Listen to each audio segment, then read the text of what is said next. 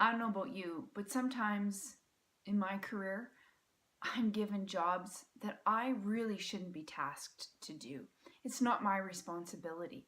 And it gets so frustrating because it stops me from doing what I do best. And I'm sure it does for you too.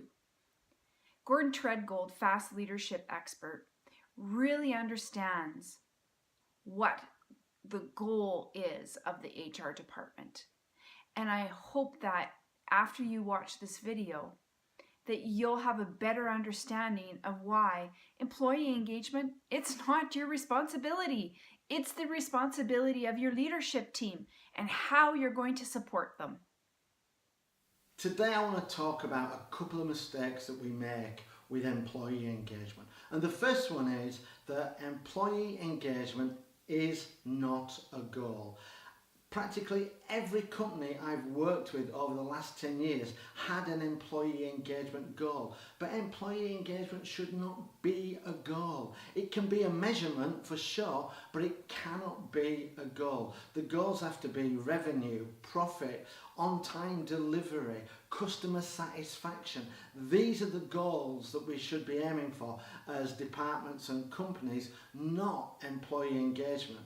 Employee engagement, or a lack thereof, might be a reason why we're not achieving the goal, but we must not make employee engagement the goal. That would be like making possession the goal for a football team. And you could have 100% possession and yet not win any games. So we need to make sure we understand that it's only a measure and that we need to have clarity around what our goals are going to be. The second mistake that people make with employee engagement is that often they make it the responsibility of the HR department. And how do I know this? Because they give the HR department targets and goals around employee engagement. And it is not HR's job to do that.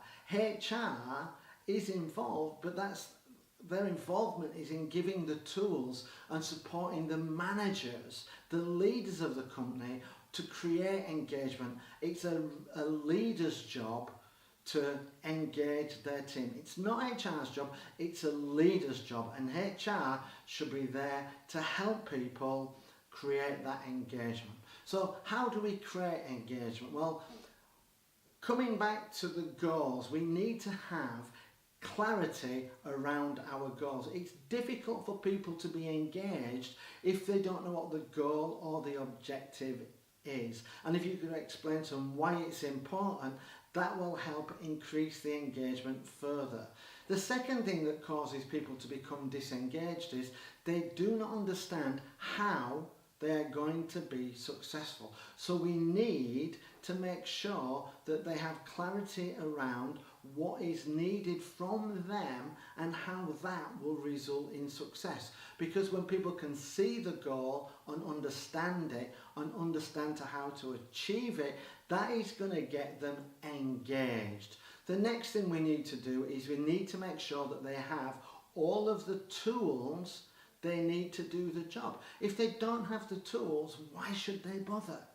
Because if they don't have the tools to do the job, they're probably going to fail, and nobody gets engaged with something that is going to fail. And then lastly, we need to have a feedback loop. We need to be able to show them that the efforts that they are making are being converted into results. So, engagement, it's not a goal. It's not the accountability of the HR department, it's the responsibility of managers, and HR departments should be helping the managers to set clear goals that their teams can understand, give clear directions on how they will be successful, make sure that they have the tools in order to do the job, because this will then get them engaged and excited, because they'll be able to see how they can be successful, and then make sure there's a feedback loop so that they get the recognition for their effort and the progress that's being made. And when you take care of those four things, then you're going to start to get people being successful, and that success will result in engagement. It's not engagement that results in success, it's success that results in engagement, which then results in more success.